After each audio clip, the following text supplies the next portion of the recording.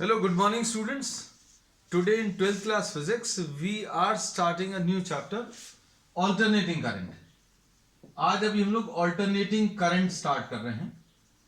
तो सबसे पहली चीज तो ये alternating current क्या है?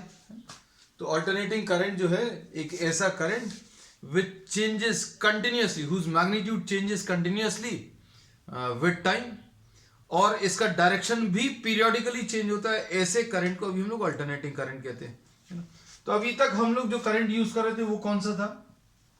जो अभी तक हम लोग यूज कर रहे थे वो डायरेक्ट करंट था. डायरेक्ट करंट मतलब अभी हम लोग बोलते हैं यूनी डायरेक्शनल करंट. एक ऐसा करंट जो एक ही डायरेक्शन में फ्लो करता है. रिमोट में जो सेल्स हैं, जितनी भी बैटरीज हैं, उन सभी में जो करंट फ्लो करता है वो एक यूनी डायरेक्शनल करंट है. सिर्फ एक ही डायरेक्शन में फ्लो करता है और ये कांस्टेंट करंट है. तो इसके बारे में अभी हम लोगों ने पहले भी डिस्कस किया है. That direct current is what? A unidirectional current. Current flowing only in one direction. सिर्फ एक ही डायरेक्शन में कंटिन्यूअसली फ्लो करता है, डायरेक्शन चेंज नहीं होता. अब इसमें दो टाइप हो सकते हैं बच्चों. इसमें ये जो डायरेक्ट करंट है ये दो टाइप का हो सकता है. कौन सा? एक तो वेरिएबल डीसी और एक हो सकता है स्टेडी डीसी. डायरेक्ट करंट को अभी हम लोग डीसी बोलते हैं. तो इसमें वेरिएबल डीसी में अभी हम लोग ये बोलते हैं कि अगर आप करंट वर्सेस टाइम को प्लॉट करो, अगर आप करंट वर्सेस टाइम को प्लॉट करो तो ऐसा कुछ हो सकता है. या फिर ये वेरिएबल डीसी ऐसा कुछ हो सकता है. तो इसमें बच्चों आप ध्यान से देखो तो मैग्नीट्यूड चेंज हो रहा है लेकिन डायरेक्शन चेंज नहीं हो रहा.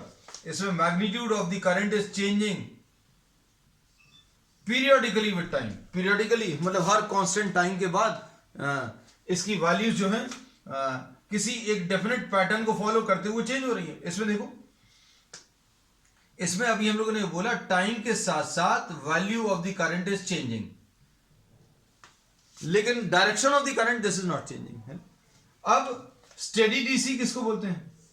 तो स्टेडी डीसी जिसमें करंट की वैल्यू और डायरेक्शन दोनों टाइम के साथ चेंज नहीं हो. तो बच्चों ये एक स्टेडी डीसी है, ये एक वेरिएबल डीसी है. तो एसी क्या है? तो एसी अभी हम लोगों ने बोला एक ऐसा करंट जिसकी values continuously with time change हो रहा है और डायरेक्शन भी चेंज हो रहा है periodically.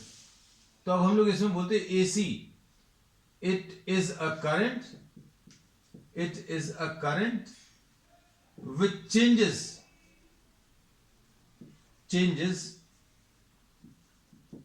its magnitude continuously and changes direction periodically with time. Periodically का मतलब क्या है कि हर कांस्टेंट टाइम के बाद इसका डायरेक्शन चेंज हो रहा. तो अब इसमें लास्ट चैप्टर में अभी हम लोग ने जो टॉपिक पढ़ा था एसी जनरेटर, उसमें जो करंट या ईएमएफ जनरेट हुआ था वो इसी टाइप का था. ये एक ऐसा करंट था जो साइन कर्व से रिप्रेजेंट होता था. इसमें अभी हम लोगों ने ये देखा था कि जो ईएमएफ जनरेट हुआ था वो कुछ इस टाइप का था. This was the type of EMF which was generated. और ऐसा कोई भी EMF जिसकी वैल्यूज लगातार चेंज हो रही हैं टाइम के साथ, इसकी वैल्यूज को अगर आप देखो these are changing continuously with respect to time. ठीक है, continuously with respect to time ये चेंज हो रहा है. जैसे जैसे टाइम इंक्रीज हो रहा है तो ये EMF की वैल्यू इंक्रीज होते होते मैक्सिमम हो रही है और फिर उसके बाद धीरे धीरे ये डिक्रीज होते होते जीरो हो रही है. फिर उसके बाद क्या हो रहा है? इसकी पोलैरिटी चेंज हो रही है, पोलैरिटी रिवर्स हो रही है. मतलब क्या हो रहा है? अब ऑपोजिट डायरेक्शन में ये करंट सेंड करेगा और ऑपोजिट डायरेक्शन में इसकी पोलैरिटी इंक्रीज होती जाएगी and will become maximum and will again decrease to zero. तो ये ईएमएफ जो जनरेट हुआ था इसको अभी हम लोग ऑल्टरनेटिंग ईएमएफ बोलते थे. और इसी टाइप का जो करंट है, जो करंट जनरेट होगा उसको अभी हम लोग क्या ऑल्टरनेटिंग करंट बोलेंगे. और ऑल्टरनेटिंग करंट का variation with respect to time ऐसा कुछ आएगा. इसमें भी अभी हम लोग बोलेंगे with time what will happen to the value of current. यहां पर ये ऑल्टरनेटिंग ईएमएफ लिया था, ये ऑल्टरनेटिंग करंट ले रहे हैं। अब इसमें जैसे जैसे टाइम इंक्रीज होगा, जैसे जैसे टाइम इंक्रीज होगा, the values will change, the value of current will become maximum. और ये मैक्सिमम करंट को बच्चों अभी हम लोग आई एम से रिप्रेजेंट करते हैं। फिर उसके बाद ये करंट की वैल्यू टाइम के साथ साथ डिक्रीज होगी, जीरो हो जाएगी। फिर क्या होगा बच्चों, करंट नेगेटिव हो जाएगा। अब इस टाइम के बाद करंट नेगेटिव हो जाएगा। करंट नेगेटिव होने का मतलब क्या है, current starts flowing in opposite direction. तो बच्चों अगर कोई सर्किट है, कोई रेजिस्टेंस है, इसमें अगर करंट फ्लो कर रहा है किसी एक डायरेक्शन में, करंट ऐसा कुछ फ्लो कर रहा है, फिर कुछ देर बाद अगर अभी हम लोग देखें तो करंट ऑपोजिट डायरेक्शन में फ्लो कर रहा है। तो इसमें अभी हम लोगों ने बोला t इज इक्वल टू 0 से लेकर t is equal to t/2 तक करंट किसी एक स्पेसिफिक डायरेक्शन में फ्लो कर रहा है। मतलब फर्स्ट हाफ साइकिल के लिए करंट का कुछ डायरेक्शन है, नेक्स्ट हाफ साइकिल के लिए करंट ऑपोजिट डायरेक्शन में फ्लो करेगा। So after this what happens, the current starts flowing in opposite direction and the value of current starts increasing and now the current becomes maximum in opposite direction and the current then starts decreasing and it becomes zero। तो बच्चों इस type के current को अभी हम लोग क्या बोलते हैं, इस टाइप के करंट को अल्टरनेटिंग करंट बोलते हैं, है ना। तो अब हम लोगों ने बोल दिया एसी और डीसी दोनों ही अभी हमने आपको बता दिए। अब इसमें अच्छे से सुनना, अब इससे रिलेटेड शुरू में कुछ डेफिनेशंस लेंगे। We will be taking some small concepts, छोटी छोटी कॉन्सेप्ट्स हैं, लेकिन वो यूज होने हैं, इसलिए अभी हम लोग डिस्कस करना जरूरी भी है। तो अभी हम लोगों ने क्या क्या चीज डिस्कस करी बच्चों, करंट जो है दो टाइप के हैं, डीसी और एसी। अब डीसी किसको बोलते हैं बच्चों, uni directional current.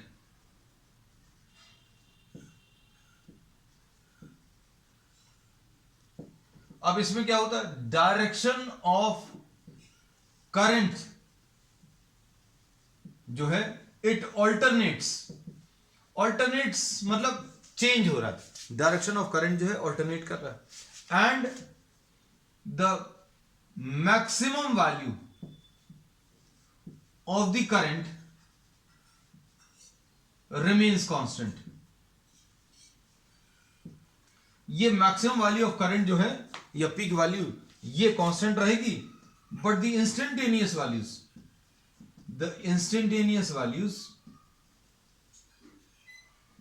values change with respect to time, change continuously with respect to time।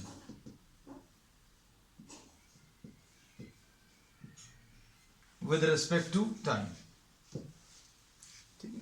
अब इसमें ये ऐसा नहीं बोल सकते, एसी उसको नहीं बोलेंगे जिसमें ये जो पीक वैल्यूज हैं, ये जो मैक्सिमम आ रहा है वो मैक्सिमम चेंज हो रहा हो, ऐसे भी करंट आ सकते हैं, लेकिन मैक्सिमम वैल्यू जो है वो चेंज नहीं होनी चाहिए। और इंस्टेंटेनियस वैल्यू जो है these are changing continuously with respect to time. तो ये एसी हो गया। अब ये यूनी डायरेक्शनल करंट जो अभी हम लोगों ने बोला, ये दो टाइप के होते हैं। कौन से, एक तो वेरिएबल डीसी और दूसरे होते स्टेडी डीसी। तो वेरिएबल डीसी के अभी हमने एग्जांपल्स ले लिए थे, आपको कौन से वाले एग्जांपल लिए थे बच्चों, एक तो ये हो गया current with respect to time, ठीक है, और ऐसा कुछ भी ले सकते हैं,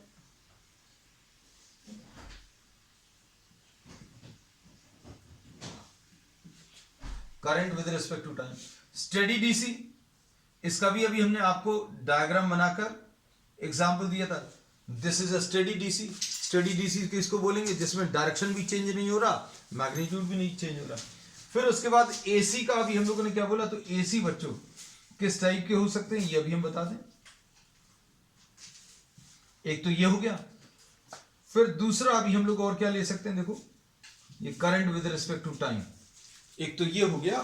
फिर उसके बाद बच्चों अभी हम लोग इसमें और भी हैं ऑल्टरनेटिंग टाइप के, ये भी एक ऑल्टरनेटिंग टाइप, डायग्राम थोड़ा सा अच्छे से ले लें, हम इधर ड्रॉ कर देना।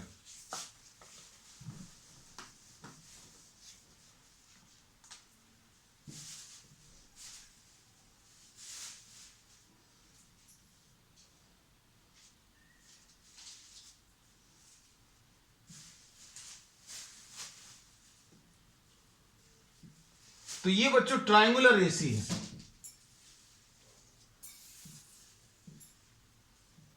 इसमें करंट जो है with respect to time change हो रहा है, करंट जो है with respect to time change हो रहा है। डायरेक्शन, तो डायरेक्शन भी पीरियोडिकली चेंज हो रहा है। पीरियोडिकली चेंज होने का मतलब क्या है, हर एक कांस्टेंट टाइम के बाद, हर एक कांस्टेंट टाइम के बाद करंट का डायरेक्शन चेंज होना चाहिए। तो मान लीजिए अगर ये t सेकेंड्स है या कुछ टाइम है, जैसे सपोज फॉर एग्जांपल 0.1 सेकेंड है, तो ये 0.1 सेकेंड के बाद इसका डायरेक्शन ऑपोजिट हो गया, डायरेक्शन चेंज हो गया।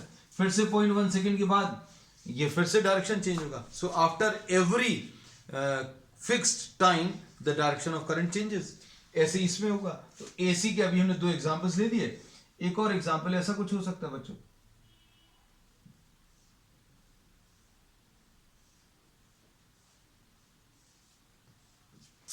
है ना। तो ये बच्चों कैसा है, ये स्क्वायर एसी है।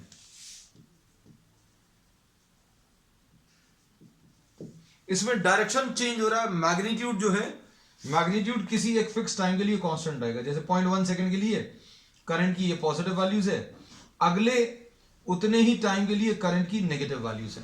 तो ये स्क्वायर एसी है, ये ट्रायंगुलर एसी है। ये साइन या कॉस कर्व से रिप्रेजेंट कर सकते हैं, इसलिए इसको साइनोसॉइडल एसी बोलते हैं। तो अभी हम लोगों ने आज इतने डिस्कशन में क्या बताया आपको कि एसी होता क्या है।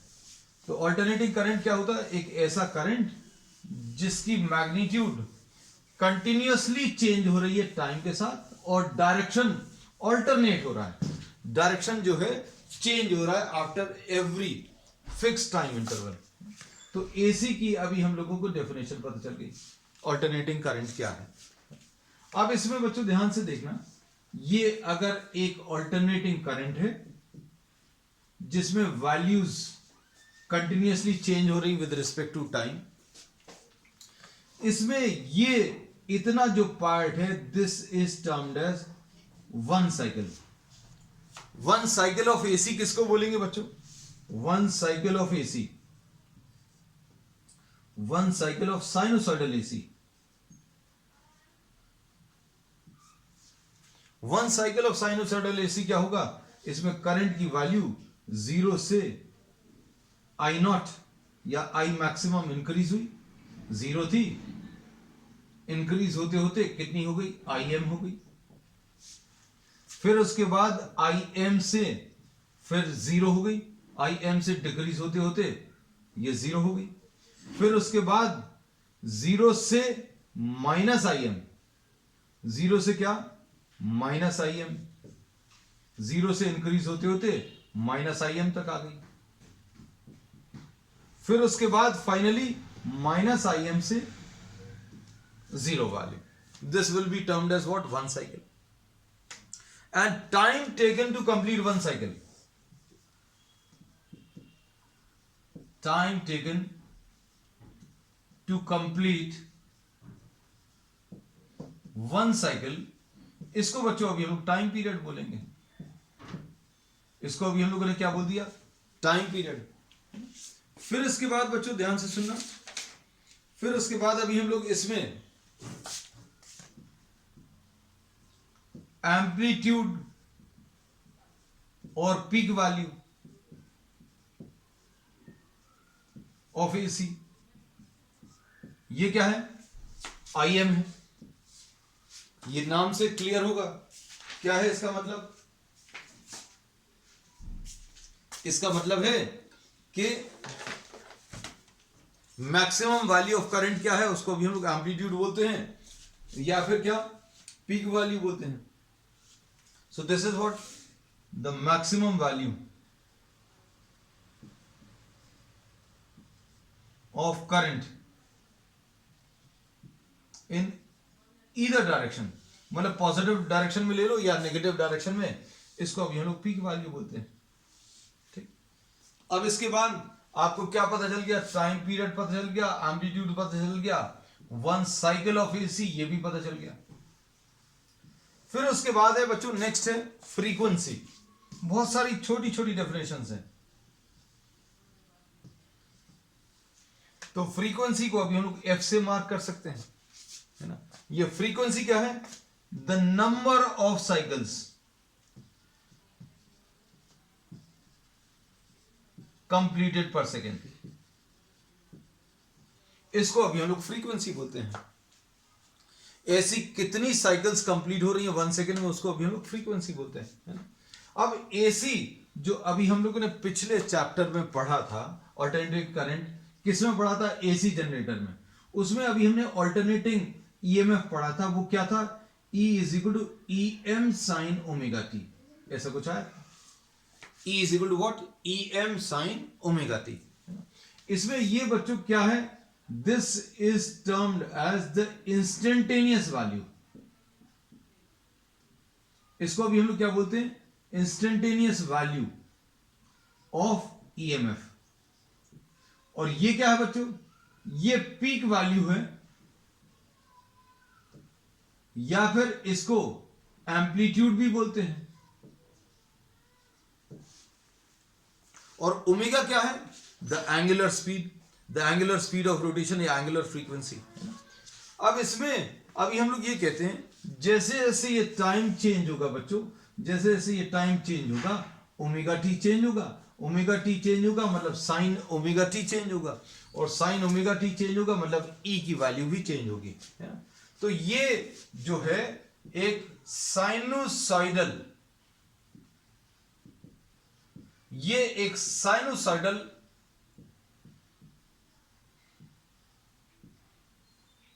ऑल्टरनेटिंग ईएमएफ है। मतलब ऑल्टरनेटिंग तो है। ऑल्टरनेटिंग कैसे है बच्चों? क्योंकि इसमें समय चेंज होगा, टाइम चेंज होगा, तो ओमेगा टी चेंज होगा, और साइन ओमेगा टी जो है वो भी चेंज होगा। और साइन ओमेगा टी जो है पॉजिटिव वैल्यूज भी लेगा, नेगेटिव वैल्यूज भी लेगा।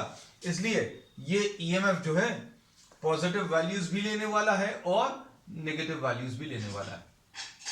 ये डिटेल में अभी हम लोगों ने पिछले चैप्टर में पढ़ा था, अभी हमने रिपीट भी कर दिया। अब करंट जो ऐसा आएगा वो अभी हम लोगों ने बता दिया, ये ऑल्टरनेटिंग ईएमएफ। इसको अभी हम लोग कैसे रिप्रेजेंट करेंगे? Alternating current will now be represented by I is equal to Im sin omega t। I की वैल्यू क्या आ जाएगी बच्चों? Im sin omega t। अब इसमें Im जो है अभी हम लोगों को मालूम है क्या है? द एम्पलीट्यूड और द पीक वैल्यू। और ये पीक वैल्यू के अलावा जो भी वैल्यूज हैं किसी भी इंस्टेंट पर आप निकालें, आप टाइम की वैल्यू रख दो, ये टाइम की वैल्यू रखोगे तो ओमेगा टी आएगा, ओमेगा टी आएगा तो साइन थीटा मिल जाएगा, और साइन थीटा मिलेगा तो आई निकाल लोगे। और इसको अभी हम लोग इंस्टेंटेनियस वैल्यू ऑफ करंट बोलते हैं। क्या बोलते हैं बच्चों? Instantaneous value. तो अब हम लोगों ने क्या किया बच्चों? आज ऑल्टरनेटिंग करंट से रिलेटेड बहुत सारे टर्म्स अभी हम लोगों ने पढ़ लिए। ऑल्टरनेटिंग करंट होता क्या है ये बता दिया, है ना। ऑल्टरनेटिंग करंट क्या होता है? एक ऐसा करंट जिसकी मैग्नीट्यूड लगातार चेंज हो रही है, whose magnitude is changing continuously with respect to time, and direction is changing periodically। periodically change होना जरूरी है, मतलब हर कांस्टेंट टाइम के बाद उसका डायरेक्शन चेंज होना चाहिए, है ना। तो अभी हम लोगों ने ये बोला, ये जो ऑल्टरनेटिंग करंट अभी हम लोग ड्रॉ किए हैं, इसको अभी हम लोग किससे रिप्रेजेंट करते हैं? I is equal to I M sine omega T. तो बच्चों अभी हम लोग इसको पढ़ क्यों रहे हैं, है ना? तो इसलिए पढ़ रहे हैं क्योंकि घरों में जो इलेक्ट्रिसिटी अभी हम लोग यूज करते हैं वो ऑल्टरनेटिंग करंट टाइप का है। मतलब हमारे घरों में जो इलेक्ट्रिसिटी का सप्लाई है वो कौन सा वाला है? The electricity which we are using, the entire electricity is what of this type, I is equal to I M sine omega T, है ना, इस टाइप की है। मतलब जो वोल्टेज अभी हम लोग यूज करते हैं बच्चों वो भी इसी टाइप का, V is equal to V M sine omega T, है ना। तो अब हम लोगों को कहीं पर ये पता नहीं चलता कि ये ऑल्टरनेटिंग टाइप का है। कैसे नहीं पता चलता? क्यों नहीं पता चलता? इसका रीजन भी समझो। ये अभी हम लोगों ने बोला ये ऑल्टरनेटिंग करंट अगर है, अगर ये ऑल्टरनेटिंग करंट है तो करंट की वैल्यू इसमें जीरो भी हो रही है, मैक्सिमम भी हो रही है, फिर ऑपोजिट डायरेक्शन में भी करंट फ्लो कर रहा है, ऑपोजिट डायरेक्शन में मैक्सिमम हो रही है फिर जीरो हो रही है। देखो जीरो फिर मैक्सिमम फिर जीरो फिर मैक्सिमम इन ऑपोजिट डायरेक्शन फिर जीरो, है ना। तो क्या अभी हम लोगों को ये चीज पता चलती है? Suppose you are using this light, ये लाइट यूज कर रहे हैं तो इसमें करंट जो है ऑल्टरनेटिंग टाइप का है। ऑल्टरनेटिंग टाइप का है मतलब इसमें जीरो करंट आना चाहिए। जीरो करंट फिर मैक्सिमम, तो आ रहा है क्या? तो आ तो रहा है, लेकिन हम लोगों को पता क्यों नहीं चल रहा? क्योंकि ये जो अभी हम लोग यूज कर रहे हैं बच्चों, ये वन साइकिल ऑफ एसी है। क्या है? One cycle of AC. और हम लोग जो इलेक्ट्रिसिटी यूज कर रहे हैं ऐसी 50 cycles of AC are completed in 1 second. हम लोग जो इलेक्ट्रिसिटी बच्चों यूज कर रहे हैं, हम लोग जो इलेक्ट्रिसिटी यूज कर रहे हैं घरों में, उसमें फ्रीक्वेंसी ऑफ एसी, हम लोग जो एसी यूज कर रहे हैं घरों में, उसमें frequency of AC is 50 cycles per second. तो इन इंडिया,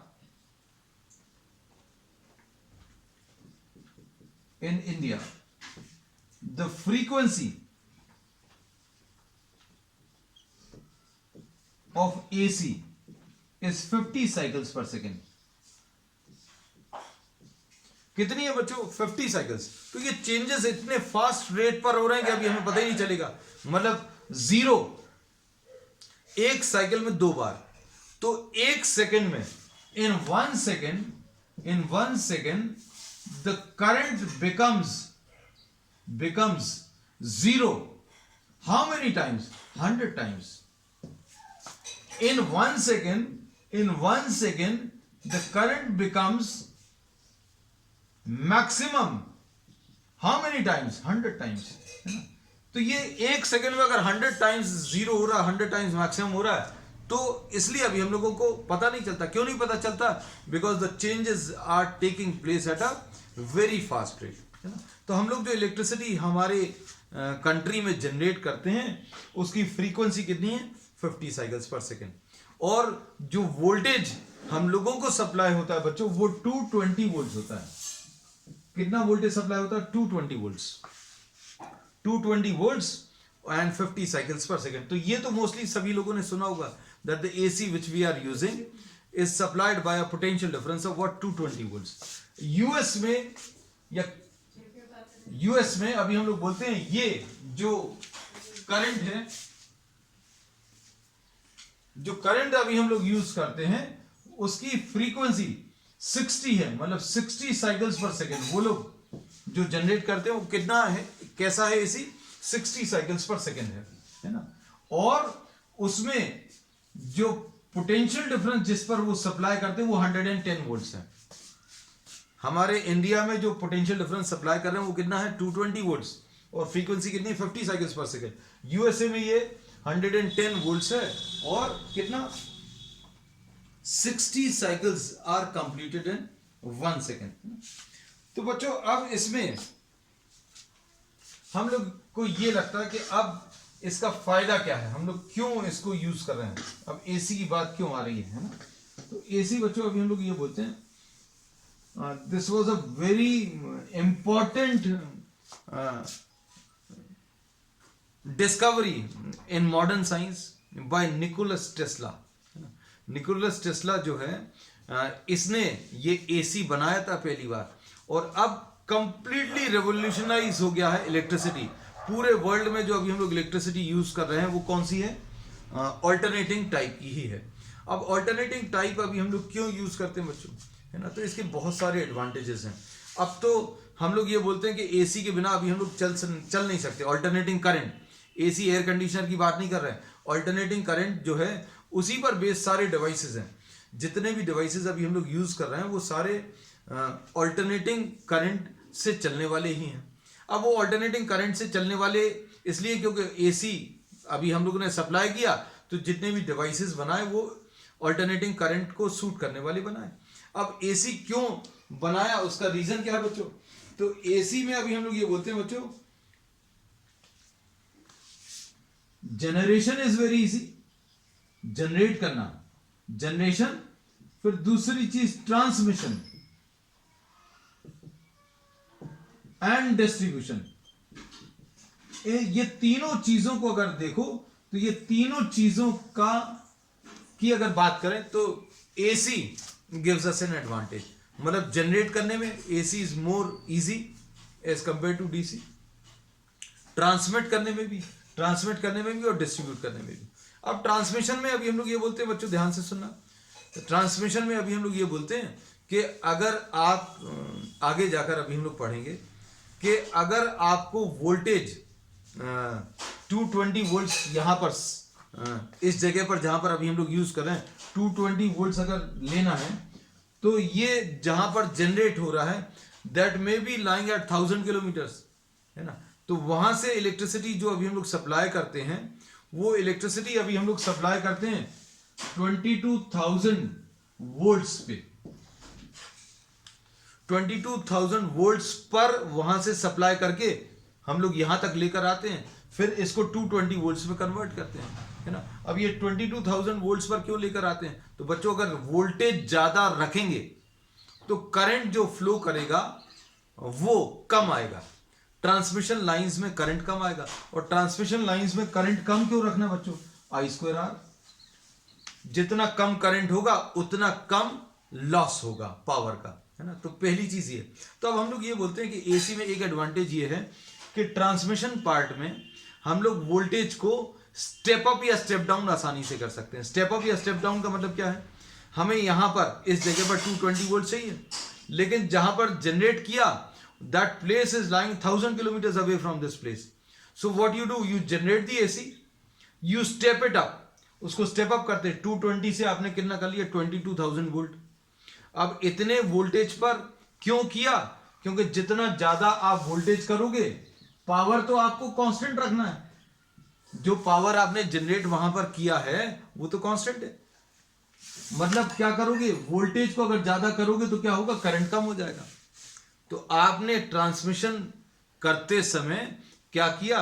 जैसे यहां पर इलेक्ट्रिसिटी जनरेट की तो आपने उसको 22,000 वोल्ट पर स्टेप अप कर लिया, वोल्टेज बढ़ा लिया। वोल्टेज बढ़ाने से क्या होगा बच्चों?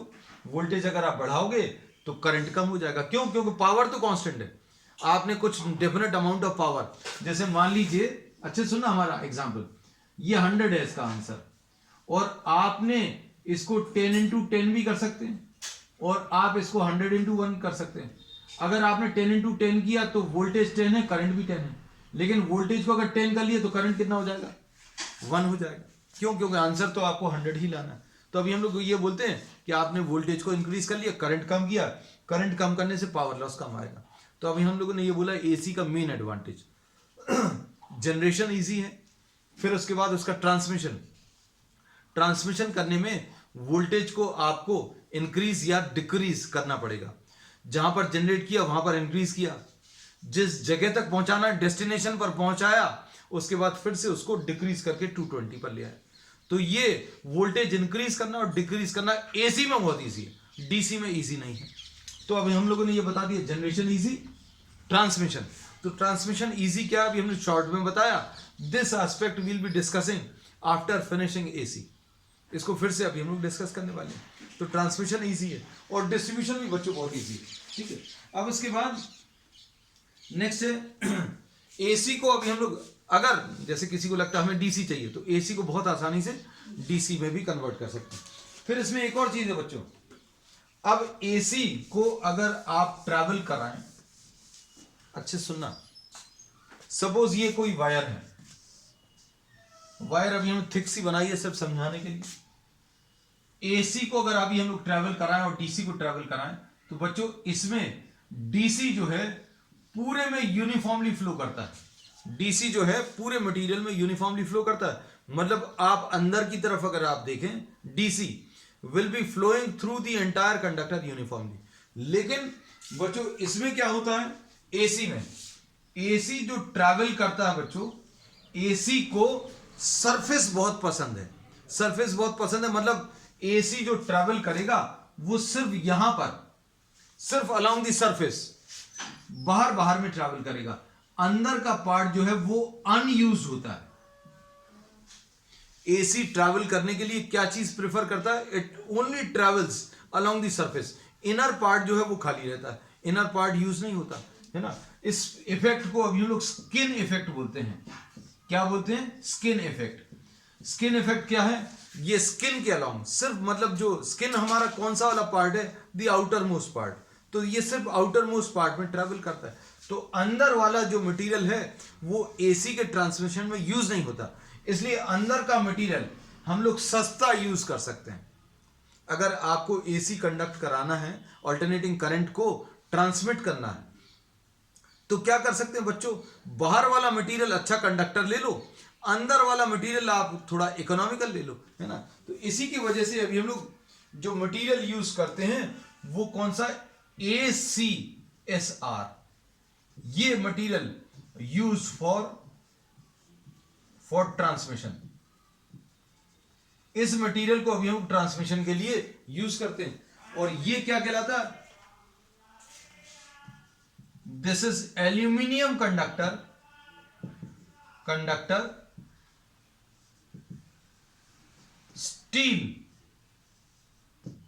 Steel reinforced. मतलब कंडक्टर जो लिया है आपने बाहर वो कौन सा लिया है? एल्यूमिनियम लिया है।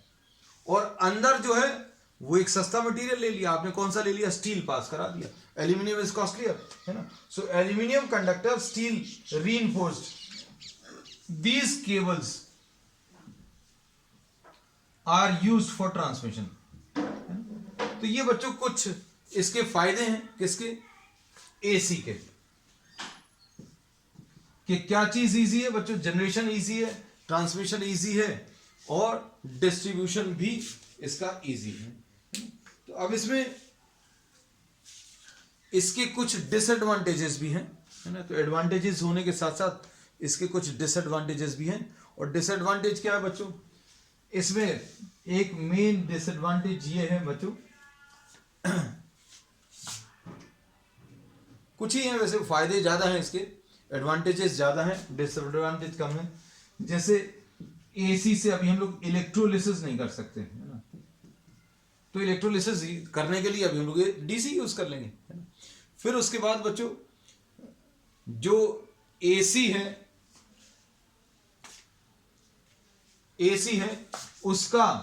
उसका जो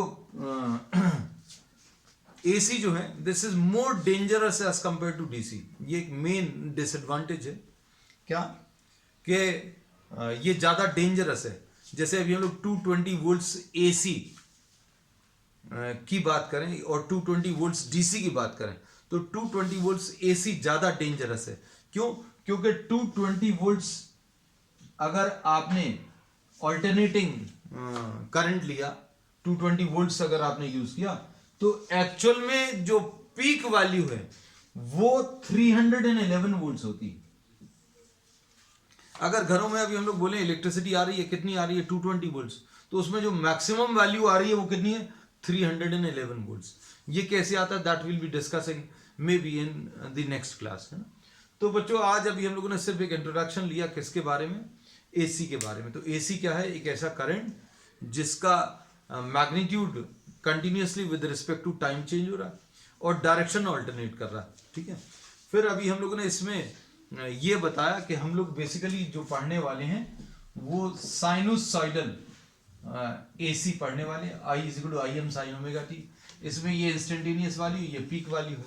फिर कुछ डेफिनेशंस ली, time period, time taken to complete one cycle. फिर उसके बाद frequency, the number of cycles completed per second. तो हमारे घरों में जो इलेक्ट्रिसिटी यूज हो रही है उसकी फ्रीक्वेंसी कितनी? 50 साइकिल्स पर सेकेंड है, ठीक है। Then we discuss some advantages. तो एडवांटेजेस बहुत सिंपल भाषा में, generation, transmission and distribution is very easy, है ना। और डिसएडवांटेजेस ज़्यादा है नहीं, तो वो अभी हम लोगों ने एक दो ही डिसएडवांटेजेस डिस्कस किए। तो बच्चों अब आज के लिए इतना ही। We will be starting the next topic, average value of AC, root mean square value of AC on the next one. That's all for today.